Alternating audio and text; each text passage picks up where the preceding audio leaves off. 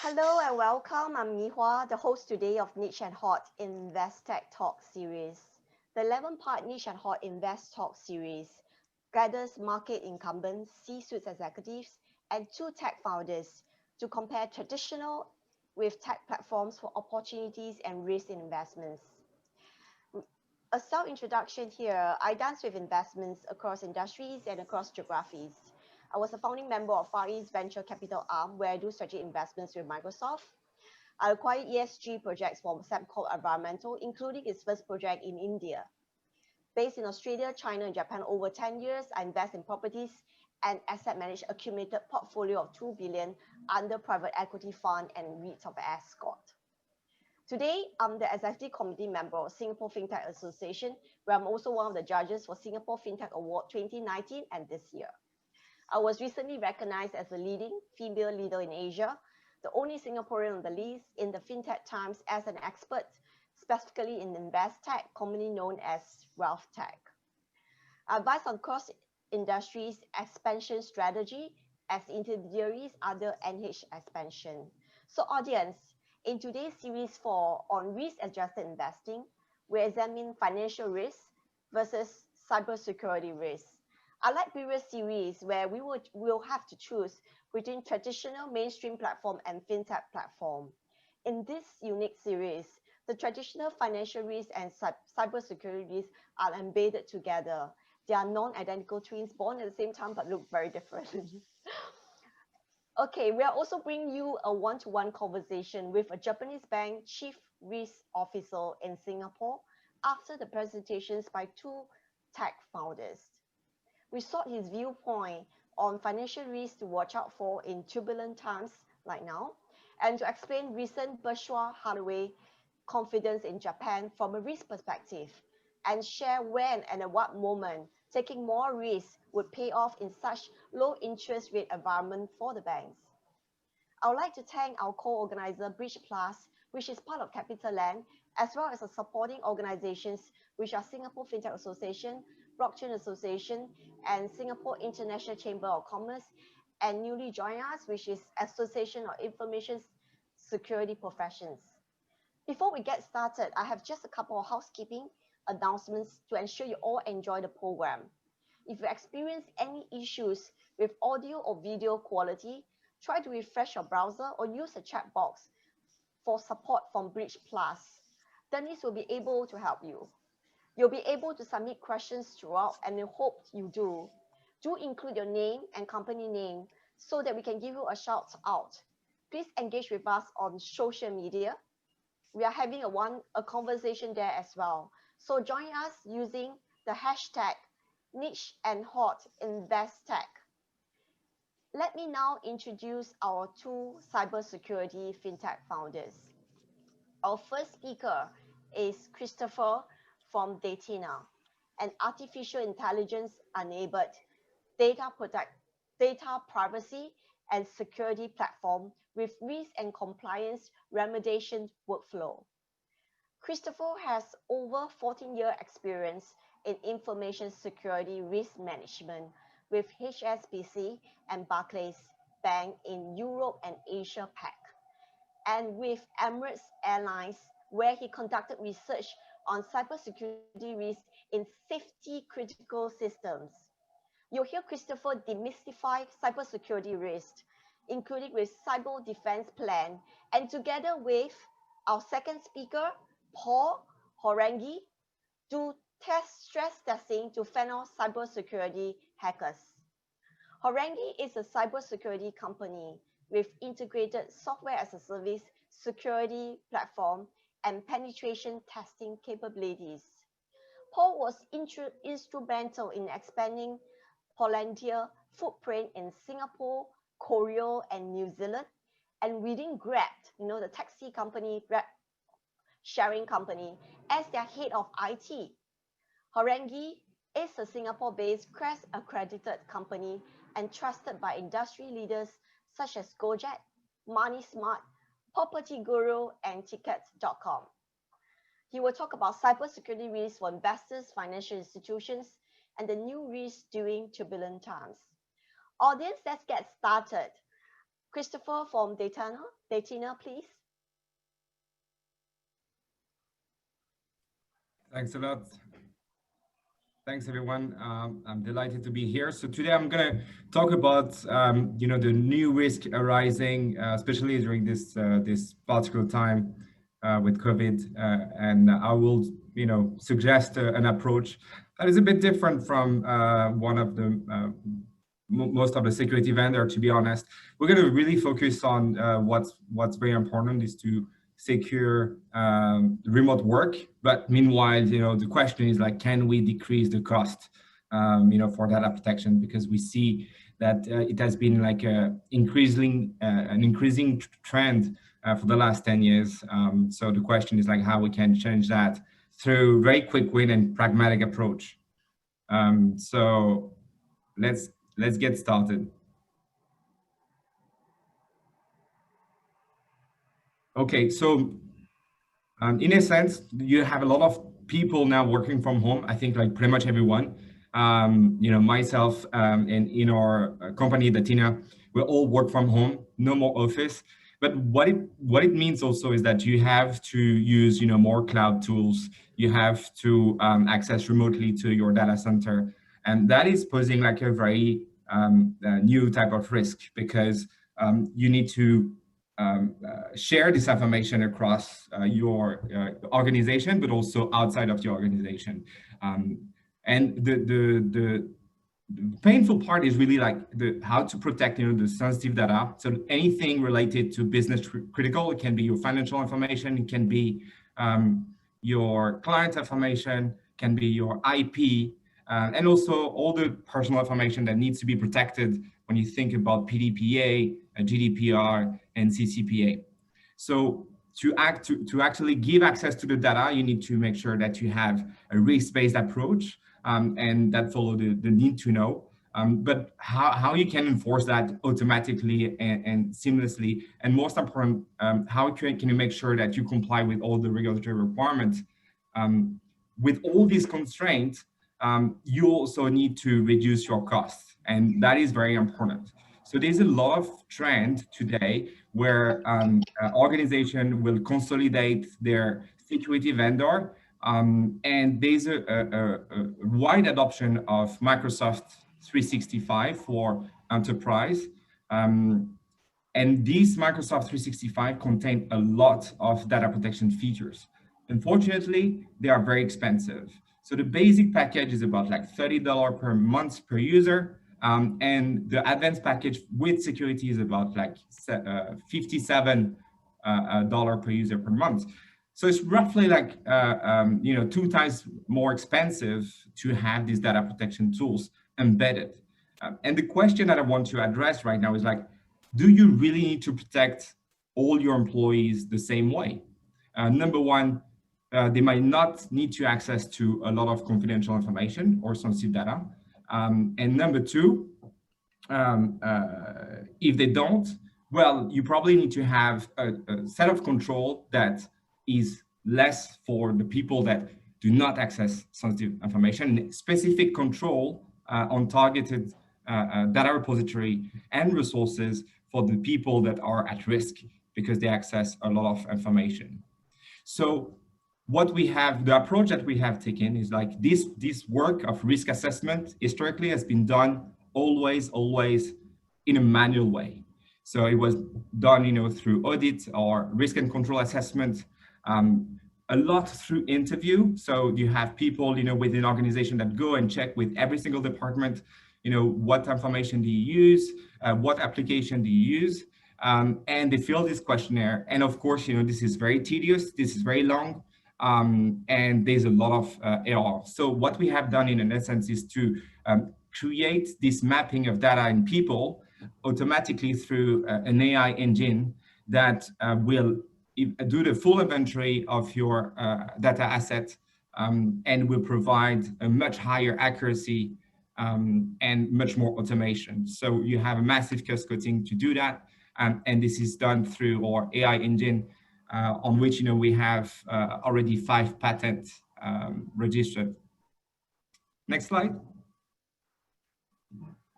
So the journey that we suggest our client, to take is the following. It's like, number one, you start with the cost, like how to minimize your cost from a license perspective. As I said, you don't need to allocate all the license to all the same security license to all your employees. You really need to target the one that are at risk. This is what we start with this, and through a smart license product, we can optimize your cost up by 60%. So if I take an example just for our organization, you need to know that we are using our tool and our approach. We are our first client. So for us, we are a small organization. We have about like 80 people, okay? With Smart License, we save about 75K per year. So it's not a lot, but for us, it's quite a lot of money. And we have done like a more than 50% cost reduction through the allocation of license to these risky users. Then second, what you need to do is like this, file inventory, understand what are the security, how you protect, these files on the SharePoint, on the OneDrive, on the G Drive, and this is like the first risk scoping step that we suggest. Having a full inventory will then help you to understand where you should start to focus on, where you may have like a lot of volume of data and potentially like privacy issue or security issue. Once you have done this risk scoping, then you can deep dive into the full inventory of your PII or personal information to fast track privacy compliance. And finally, you can do the automation of security through automated classification that will tag every files and users automatically to trigger the right protection. So you don't have to spend time to design complex security rules, and the process is done. The data protection process is done automatically through our platform. So this is an example of the dashboard that we provide. This is the first step, as I mentioned before. The dashboard is very easy to use. You actually can deploy this in 8 minutes. And what you're gonna have, the first information is how much money you can save. And that's the first information that we give to you. The second information that we give to you on the box 2 and 3 is what are the allocation or the change of license that you need to do for certain users. So you have to upgrade certain users and you have to downgrade certain users, for the data protection tools. This is what we give you. We also give you an information on how much sensitive files you have. You can see on the box 4. And finally, the box 5 is about like all the users that needs, some changes in terms of license, and you can export that to your Microsoft 365 platform or your assets management platform to then operate these changes. In a nutshell, that's pretty much it. I hope you find this approach very short, but hopefully helpful for you to navigate through this strange world. Thank you, Christopher. Can we have Paul from Horangi? Hey everyone, nice to meet you all. Okay, so I'm Paul Haji. I'm the CEO of Horangi Cybersecurity. We're a product and services company based in Singapore. So we're headquartered here, but we have operations across the region. And as you'll see from our customer that are mentioned here, as well as the ones in the next slide, we are a cloud-based company that helps companies kind of focus on securing their cloud infrastructure. So next slide, please. So our products and services are designed around helping people secure both their traditional infrastructure on the services side in terms of penetration testing, but on the product side, we are a cloud security posture management solution. So identifying security and compliance issues in the public cloud, which is the reason why you see a lot of tech companies on our customer side. But as we've kind of grown and so has cloud usage over the past 4 years, we have started to work a lot more with regulated industries as well. So large financial institutions, insurers, et cetera, on securing their public cloud infra. And I think one of the reasons we started the company is basically because of 2 things. One of those is that Asia specifically has a lack of cybersecurity professionals. So I'm sure Christopher can agree with me, it's very hard to find not only engineering talent in the region, but also security talent is even a hard subset of that to find. So we decided to start Horangi to help solve that problem for our customers that maybe didn't have the budget or the resources to build out their own teams or in support of their own security teams. Yeah, and I think the focus of that originally was around security itself, but then we started to change the focus, more focused around cloud, as we kind of saw the market going that way. Next slide, please. So in terms of our product and how we go about solving that problem for the public cloud infrastructure, is essentially use our product Warden, which is now available on AWS and GCP. What it does is it essentially identifies configuration as well as security and compliance issues in the public cloud.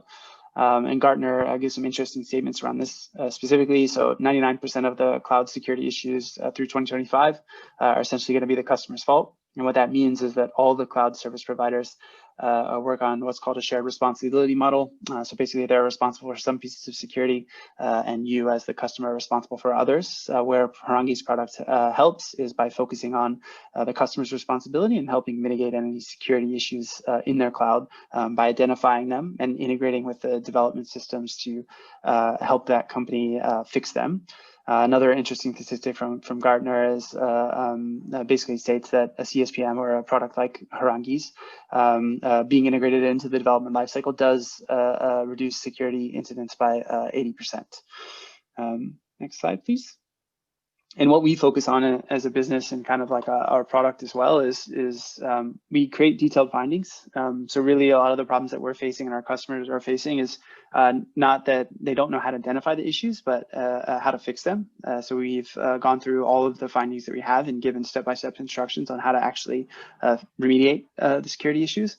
As well as now we just launched one-click remediation, which actually, if access is given, allows the user to click and solve the security issue. It doesn't work for all security problems because some of them obviously affect the environment, but for a lot of the ones in the cloud, it can be a one-click solution. We also spend a lot of time integrating into development tools, so Slack, Jira, GitHub, GitLab, and Bitbucket, so that we can be part of the development lifecycle for our customers, make it easy for them. So kind of like this newer trend of the customer not logging into our product very much because it is integrated with Slack in their developer system. So it's just part of the workflow that's automated and sends results into their existing development systems. It also helps make security's job easier because they're not the bug developers, it just becomes part of the lifecycle. And another thing that we've focused on more recently is regional compliance standards. So our product helps companies in the cloud comply with MESTRM, RMIT, HKMA, as well as other international standards like ISO and PCI DSS. So we focus on making that easy for them to do, as well as compliant with those regional standards. And that's kind of Horangi. Thank you, Paul. Looks like you and Christopher is going to get a win from the soon-to-be announced digital banking license, where they need much more high-tightened cybersecurity measures. Yes. We have here Eve, Chief Risk Officer Singapore from Mitsubishi UFG Bank with us as the market incumbent C-suite VIP speaker. Prior to his current role, Eve was the head of the market risk department for Asia ex-Japan. Prior to joining Mitsubishi UFG Bank, Eve worked as an interest rates options trader with Stanchart in London, Dubai, and New York, covering interest rates derivatives in G10, Latin America, EMEA, and Southeast Asian markets, before moving to risk management team in Singapore. Eve started his career with Dexel Bank in Brussels as a derivatives trader and structural, and holds a master's degree in business engineering. Eve, I'm gonna ask you to a few questions to warm up before our next segment, which is the Q&A sessions. Can I see your face? Can the video zoom on Eve as well? Can you on your video at the same time? My video is turned on. Okay. Yeah. Okay. Eve, I'm going to ask, what are the first question for me? what are the financial risks to watch out for in turbulent times like now? You know, yeah. Yeah, thank you, Ngee Hua. Well, I think first of all, it's very difficult to have a good picture of what's going to happen in the short term. Right now, it's all about finding out when the pandemic will be over. There are a lot of speculation around that. The latest that came out is the Oliver Wyman study that basically says that a full rollout of vaccines will not happen until the end of 2021. So for them, the plausible scenario is for 2022 to start to have a really start of a proper recovery. So you know, what you've seen in the press right now, where we see a lot of you know, talk about the recent vaccine being released, this is still in its infancy, and we need to be very, very careful before we start to make unwise investments and unwise changing in our risk appetite. I think what's important now, obviously, is the result of the U.S. elections. That's going to change dramatically the foreign policy and the geoeconomical environment in Asia, particularly over the coming months. All eyes will be, of course, on the relationship between U.S. and China, on how this is going to change, on whether you know, those elected officials will be changing their perspective, or whether they will stick to previous stances. That's going to have a dramatic effect here in Asia, and we need to watch out for that. Obviously, another very important point is related to government incentives and benefits. As you know, the economy has been extremely well supported by the governments across the world to ensure that banks were still able to fund the economy in these dire times. And we need to see what will happen when these subsidies will be removed, if they are removed. We saw that during the 2008 crisis, that governments were really reluctant to remove these benefits too quickly, and usually tend to do more than less. So we need to see how long the economy will be under a drip, and how long we will have that support from the government, and the effect that will have on the economy. In terms of financial risk, obviously the biggest one to look for is credit risk. As you may know, all financial institutions have moved on to new regulations, the new accounting regulations, the biggest one being IFRS 9. And the main impact of this regulation, without going into details, is the fact that banks had to mark their provisions against their loans to the market. So this has had a dramatic increase in the provision volatility against their credit risk, and that has made banks much more conservative in how they lend and how they view their portfolio. So I expect to continue to see a lot of a very conservative approach, a very cautious approach around lending over the coming months, depending really on the government support that we see in the market. Yeah, so all these factors will be important, but there's positive side as well. I believe the recovery, when it happened, where we're confident that it will happen, and you know, signs such as air travel resumptions are the ones to look for. That will be very, very strong, and therefore there is a lot of positive signs. This is a very different crisis from the one we experienced 10 years ago, and we need to you know, here it's really about the ones that will be able to wait it out and position themselves for an economy that has changed dramatically, and that is now both a lot more focused around online trading. Okay, thank you. Thanks, Eve. Thanks, Eve, for the very detailed iteration of what financial risks to watch out for. Our next question is, can you explain, particularly on Japan itself, because we are facing a low interest rate environment, and can you explain the recent Berkshire Hathaway, owned by Warren Buffett, confidence in Japan from a risk perspective? Sure. Well, except obviously from the fairly good valuation that these companies currently have, I mean, I can't fully understand his rationale, and I'm not here to debate that, but I think a few important arguments here are the fact that we are currently in uncertain times. And in uncertain times, what you want to look for is resilience, diversification, trust, and experience through downturns. All these values are very much reflected in Japanese companies. You know, Japanese companies have also been accustomed to, I would say, a low inflation and low rate environment. and they've also experienced looking outside of their comfort zone and looking to expand abroad. That's also a good sign, I believe. On top of this, I believe Japan right now is at a crossroads. They are poised to look abroad to strengthen their growth, and also they need to increase their onshore diversity and their onshore investment by foreigners. So I think there's going to be a lot of a movement and change in how Japan and those large Japan conglomerates operate in the future. And I believe this is indeed quite a good opportunity. Okay, looks like Japan has there's two reasons why Warren Buffett is interested in Japan from his perspective. One side is because of the predictability of Japanese economy in terms of crisis.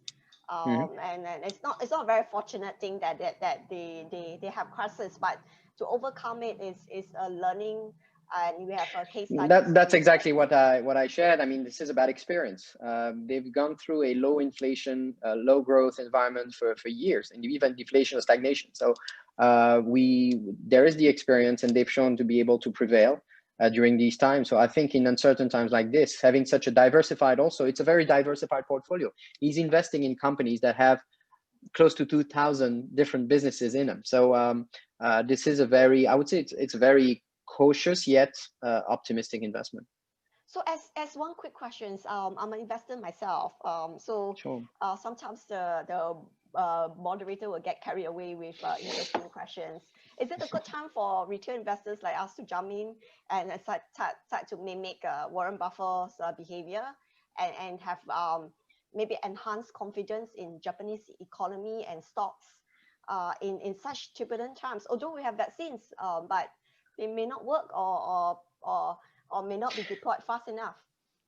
I think it all depends on who is investing and the quantity you're investing. Of course, diversification is key. But what I would say right now, it's very important to look who you are invested into. One company, it can be very different from another in their, I would say, their online strategy and their online readiness. We have two professionals here that can talk more about that. But I think it's very important to invest in companies that can position themselves correctly for when the economy will recover, because the recovery, as I said earlier, will be very, very strong. I mean, all the studies that have recently been issued show that consumers are really enthusiastic about the return of the post-pandemic era, and they want to travel, they want to see the world that they haven't been able to see before. It's like a second breath of life. So I expect a very strong return to travel, to the economy, to consumption, and therefore we need to, but at the same time, there will be a new normal that we will have to adapt to. E-commerce is here to stay. It has been bolstered very strongly by the pandemic, and therefore you need to work with clients that are ready to profit from this and are also securely protected to handle the flow of trade through the internet, and are working with companies such like Horangi and Dathena today to ensure that their information is properly handled. Okay, thanks. My last questions for during our one-to-one conversation with Eve. Can you share when and at what moment taking more risk will pay off for banks in such a low interest rate scenario? But again, the low interest rate scenario has been on for many years. It's likely to continue to stay. Inflation is still not a focus and a risk. What the government now wants is a return of consumption. They want to see the economy roaring back. We want to see increase in GDP. So in that environment, and again, because this is a very different crisis from the one we experienced before, I think this is a great time that the year we're going to have now, probably the next 6 months, are perfect to position yourself for that growth, and to make sure that you make sound investment that are resilient in a new economy that is a lot more digitally focused. Well, I think it looks like you're taking the side of cybersecurity companies. They are definitely more resilient in new growth. What I mean by this is that every company needs to be, not just, you need to see it's about cyber resiliency. It's about, we know we are all very much at risk of a breach. These breaches happen every day. We don't talk about all of them, but we hear about some of them. So it's about, of course, training your employees to understand the risk of these attacks, but also on the other side, making sure that your firm is resilient and well and can handle a potential breach if that was to happen. And that's I believe the kind of companies that will fare well in the future. Thanks, Yves. The coming up segment is the Q&A sessions. We like to, is the video, let me check the video. The coming up segment is the Q&A sessions. We like to invite the audience to ask questions if you have not done so through our chat below. Before that, we have 2 poll questions for you to cast. Let's see if our investors or our audience are taking risks during the pandemic. The first question is, have you been more actively investing in riskier investments like equity stock due to low interest rate environment? Just like what Yves is saying, yes, no, or intending to after this session. The second question is cybersecurity risk a main concern to switch from traditional bank to newer digital bank or other fintech institutions? Yes or no? So remember to press submit when you're done with. Let me do some. Please remember to press submit, or else we will not be able to collate the answers.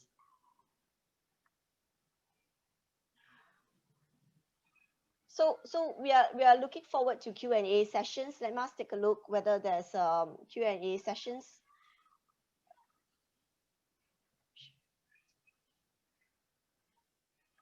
I start off with while the Q&A sessions is coming in. Let me start off with one questions for the panelists. As cybersecurity risk continues to rise, there's growing awareness that cyber incidents could present risks to the stability of the entire financial system. What the financial industries and regulators can do now to better address financial crime? Can I have Paul to answer these questions first before Sure. Christopher and of course Yves? Okay. Yeah. I mean, I think like actually in large financial institutions are in the best place to kind of solve this. They have the biggest budget as well as a lot of skill sets and the ability to kind of pay people like what market demands in terms of hiring them. Like I think like from my perspective, I think the concern is like usually below them. I mean, financial institutions have a lot of difficulties as well because most of them are going to be like multinational, so they'll have regulatory requirements not only in the main country that they operate in, but across all the different countries and regions that they focus on. But really, like I think both the regulators and the risk for the financial institutions themselves is something that they have a better handle on than most people. Not saying that they're perfect, and I think breaches will be part of life for the foreseeable future. It's not something that you can just turn off, just like physical crime. So I think ultimately, like what the financial institutions as well as large organizations as a whole are taking as a risk-based approach and kind of mitigating it where it matters most, knowing that incidents will happen and in a kind of preparation for that, so they can mitigate whatever it is that does happen to them. But really, I think, from what I've seen, is they're the best prepared out of all institutions. So I think it's not the area that is most concerning to me. Christopher, what about you? What do you think? Yeah, well, interesting comment from Paul. I think, I would agree that they have a higher budget. You need to understand that also FSI most of the time are the slower to change, especially in terms of innovation. I think here, in Singapore, we see DBS and they're quite techy, but I think that doesn't represent what really happened, in the financial world. There is a massive amount of complexity from a technology perspective. They have a huge legacy. You have old systems, sometimes you have systems that have been put in place in the 80s. They're still running, 40 years later, that still exist. Digital transformation is massively complex. Because of the legacy, but also because of the regulatory landscape. You have so many things to take in account. You have so many different rules and governance within FSI that makes this digital transformation complex.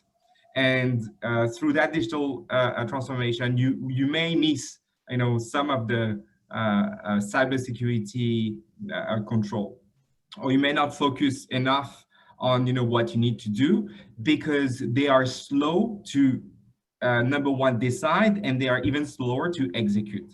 So of course, this is not a rule. I mean, you have exception, but I would say it's more like a trend. So agility is something that they need to have in order to evolve at the same pace of the world, because clearly the world doesn't wait for them. And also that's why as well, having people like Paul and Horangi that are much more agile will be able to explore many things that maybe a financial institution wouldn't do because of the slow pace and due to both technology complexity and also a lot of governance internally. But before Yves give his views, can I just have a quick questions for our two fintech funds? How long do you typically take to secure the banks as your client, like from the start to the end, to signing the first dollar, to getting your first dollar? How long does it typically take? Yeah, I guess I'll go first. So I think you mean sales cycle. So our sales cycle, I think with large financial institutions, large insurance companies, is anywhere from, I would say the fastest is like 3 months. Longest I think can go quite long in the years. But I would say average is probably close to 6 to 8 months would be average, and that's probably pretty good, I would say. But I'm curious to hear Chris's answer as well, because yeah. Yeah, I wish I had that, the same metrics. Paul, no, for us, the shortest has been 3 months as well, but I mean, this is quite exceptional. Average is more like 9 months. The longest we had is 2 years. And I'm sure that, next year we're going to have the longest would be 3 years, because we deal a lot with FSI, bank insurance, and, it takes time for them to decide and deploy. Well, you need to have a deep pocket, for startups to begin with. It's heartening to know that you're experienced and established professionals to begin with before you start up these ventures. And maybe we can hear from Yves what he thinks. And he being the financial institution itself, is he guilty of delaying the whole process, or is that checks and measures essential? And also to answer that questions which I jump into asked, which I jump into in a discussion. Yeah, like. Sure. I mean, to be clear, financial crime and cybersecurity are at the forefront of banking, financial institutions focus right now, for sure. But as they shared, of course, we're talking about very large institutions with complex structures. You take MUFG, we're talking about 50 countries, and in each country is multiple branches with sometimes different level of development due to the sheer size and local constraints. Even from a regulatory standpoint, you don't always have I would say standardization in that level as well. So you need to respond to both your global standards, but also your local standards. You want to make sure that all the regulators locally are all the local regulatory needs are met and exceeded potentially. So again, from a development perspective, I agree with what both Paul and Christopher are saying here, that banks are at a crossroads as well. They need to make sure that this digitalization movement that we're seeing now that they're prepared to face it as well. You have a lot of, we've discussed it in the past together, where you have a lot of financial institutions that are now 100% digital and that are presenting themselves as challengers, and that have a much, they've started from the scratch with the digital economy at the core of their structure. And this is obviously not the case for most incumbent financial institutions. So what I think is important for them to adapt and to stay relevant in the next 10 years is to have a very strong top-down strategy in place.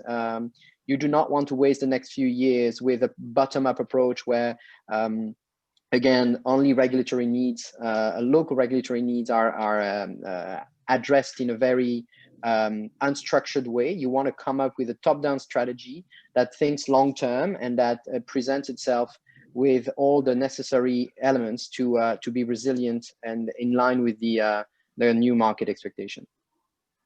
Well, it's heartening to hear that Eve is a very forward-looking, very much keeping up with the times, chief risk officer from the banks, from the traditional banks and Japanese bank. So I have one question just for Eve. It's a banking question, it's a banked question. Some erosion, which is quite related to what has been said as well. Some erosion of market share of bank is already happening. Conventional banks now only account for 72% of the total market value of global banking and payment industries, down from 96% a decade ago. This is according to calculations by the economists. So people still trust the bank more with their money. You can see from the poll results later whether this is so. But in 10 years' time, the situation could look very different. So as such, do you think there's sovereign risk that the banks are facing? Essentially, as I said earlier, we're at a crossroads. You can, decide to ignore it and think that all these challenger banks are just a set of users, but essentially they are not currently capable of drawing a strong deposit base. That's indeed the current picture, but that situation can change drastically. I think what's important is that simplicity will always win. So if you have a simple solution that is resilient, strong, and in line with regulators, clients will be interested into it, and they will slowly, as they start trusting the solution, move towards it. So banks need to be very mindful that these challenger banks will gain market share if they indeed meet these criteria. So that's why it's extremely important right now to position yourself accordingly and invest, either partner with these challenger banks, and we're seeing multiple cases as that, or replicate a similar model. We're seeing that as well with Standard Chartered trying it out with Marks Bank in Hong Kong. But you want to make sure that you are learning and following this current trend and adapt your business model so that your current strength of your balance sheet remains relevant in the years to come. So how much time does the bank have, in your opinion, to catch up? Well, it's difficult to say, but I'm sure that all major institutions are well aware of the current environment and are already investing drastically. The pandemic has helped enormously. The pandemic has helped enormously to reallocate budgets towards digitization, areas where maybe some senior stakeholders were not 100% confident the bank was ready to transition towards 100% digitization. They had to do it. They had to move forwards, and that has completely changed the picture as well. That has led to a profound reorganization and review of the long-term strategy of most financial institutions, and the top management clearly sees it now. So you have no choice. It's not just purely from an investment perspective. It's not just purely from I would say a budget, a target perspective. It's also from a human perspective. Employees' views have changed. You will have employees in the next few years that will no longer be interested to work for a company that forces them to work on site every day. They will no longer, some tech staff, and again, maybe Christopher and Paul can talk more about that, but I believe tech, IT staff in the future may not be interested in working with a company that is not fully developed on the cloud, because this is what they know, this is how they work. They are not interested in working on an in-house server that requires a very specific ad hoc development. They want something more standardized. So banks have to be ready for that. They have to follow the current trends, technology developments, and be ready for what's coming. Paul, Christopher, if he's saying that a top-down approach needs to be taken by the banks, so in your dealings with the banking and insurance industries, your clients, who are you dealing with in your liaison with them? Are they the top people, or who is traditionally the guy that you talk to directly for having your products, your software in place at their institutions? Paul, can you answer the question first?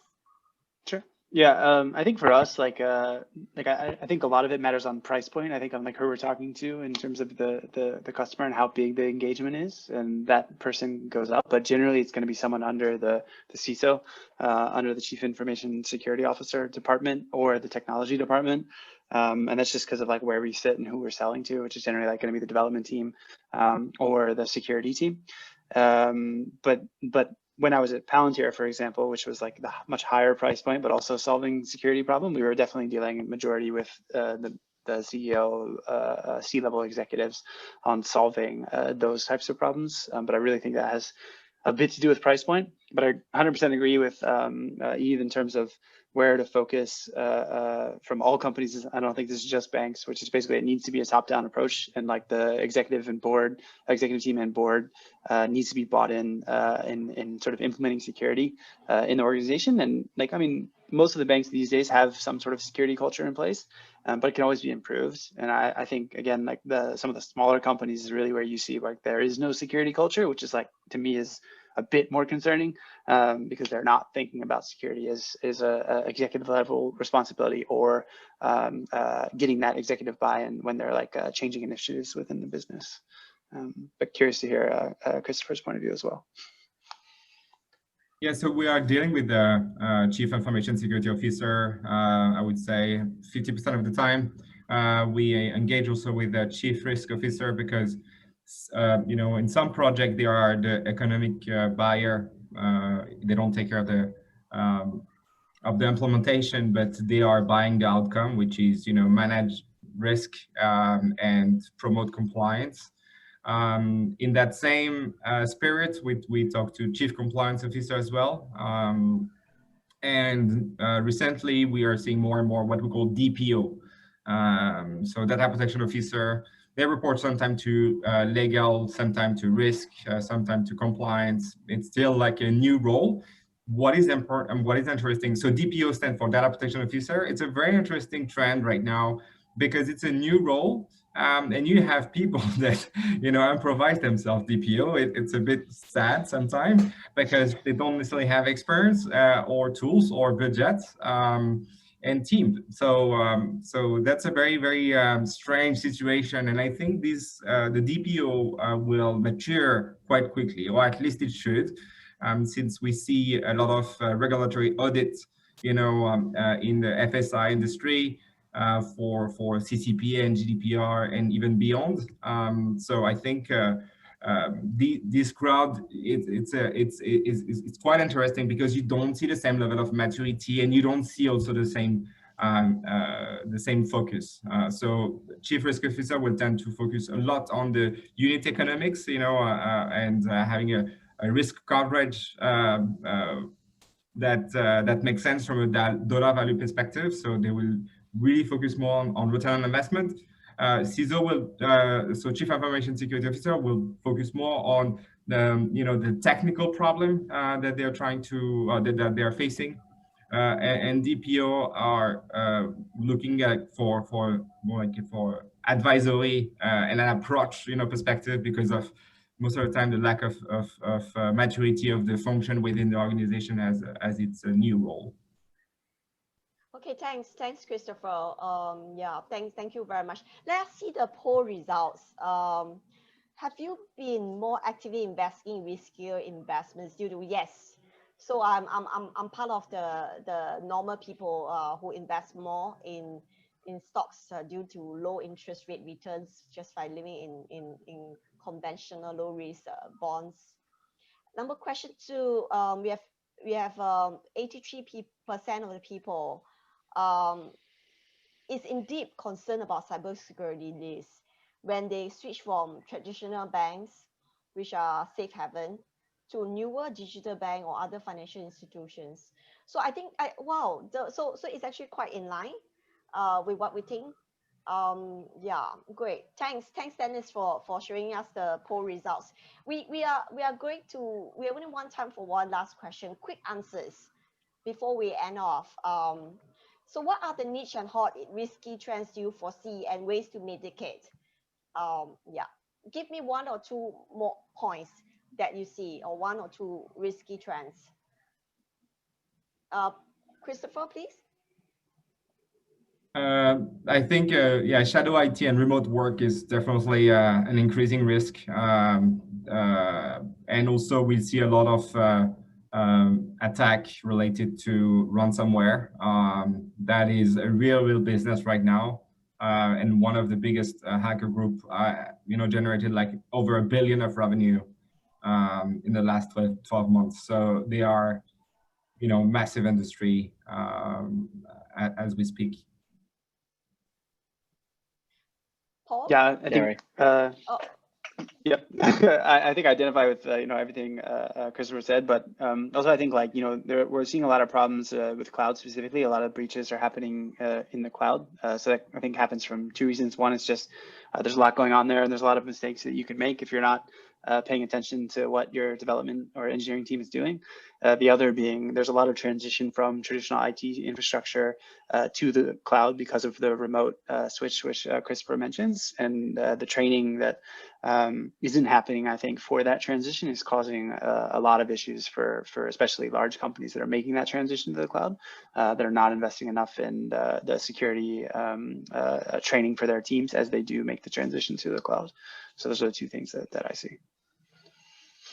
Eve, before we run off? Really? I mean, I have nothing further to add. I think it's the points that we've heard here are extremely relevant.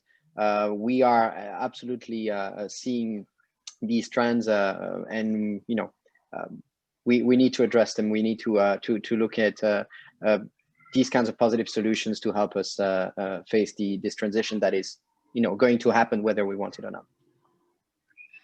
With that, we have reached the end of the webinar.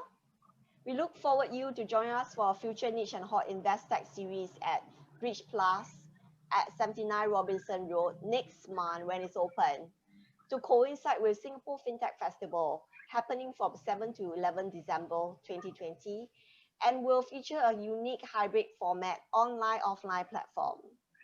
Bridge Plus is a co-working platform of CapitaLand and would like to invite investors and fintech like you to make Bridge Plus the home to the international fintech community.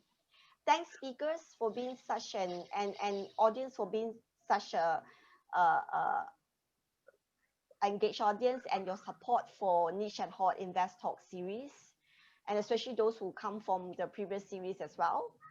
Please take a moment to rate the speakers, moderator, and the webinar technical support from Bridge Plus. Goodbye. So can we have the panelists take a few pictures?